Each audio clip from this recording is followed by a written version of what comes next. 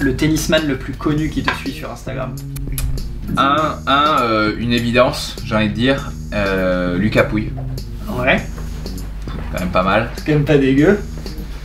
2, Michael Laudra. Intéressant. Pas mal aussi, vraiment un profil intéressant. Et 3, Alexandre Dagnan. Je dois le dire que j'hésite quand même parce que c'est 3 profils qui sont, qui sont quand même vraiment distincts. Ton joueur préféré? Et par contre, si tu me dis Paul-Henri Mathieu, je vais croire que t'as un petit dédoublement de personnalité quand même.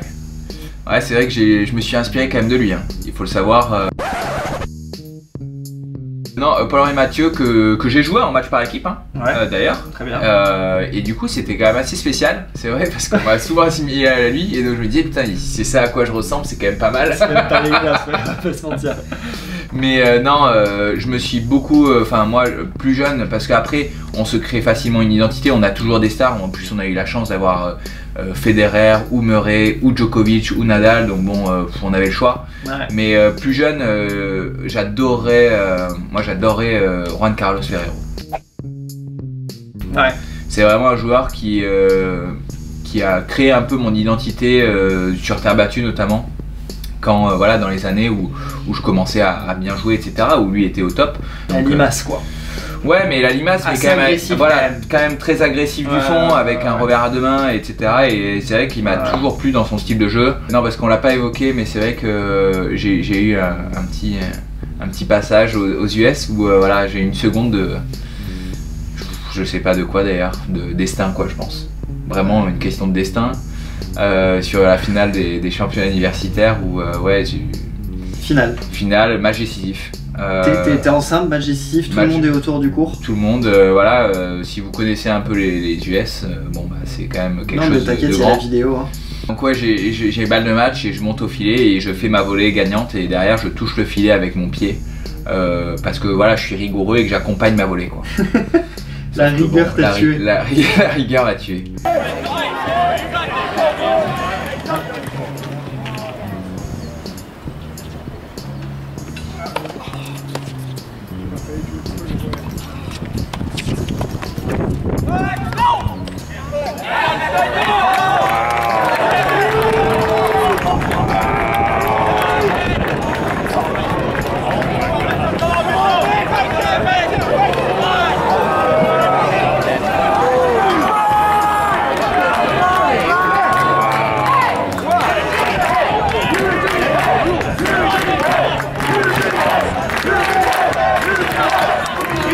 Clairement, et donc non, la meilleure façon de finir un point pour moi c'est clairement au filet. Ça fait le lien avec ça, mais après il y a des risques quoi. Un point, non mais point agressif, dans l'agressivité quoi. Ouais, mais finir par une volée, je trouve que c'est toujours, ça veut dire que t'as bien construit ton point, ça veut dire que t'es allé chercher. Tu fais passer un message quoi. Ouais, clairement, une petite volée amortie, pourquoi pas. Volée amortie, rétro encore mieux. Non. Pas besoin, pas assez de talent en plus déjà. Voilà, lucide. Lucide, mais rigoureux sur l'amorti quand même. Ouais. Mais belle. Mais pas rétro, non. Non, juste bien posé, simple, efficace. Pas besoin de faire du Dagnan quoi. Ouais. Et du coup ça fait baluf derrière. À un moment donné. Je sais que tu suis un peu le foot. Ouais. T'es bordelais. Ouais. Bon, on est quand même dans un contexte footballistique pas évident.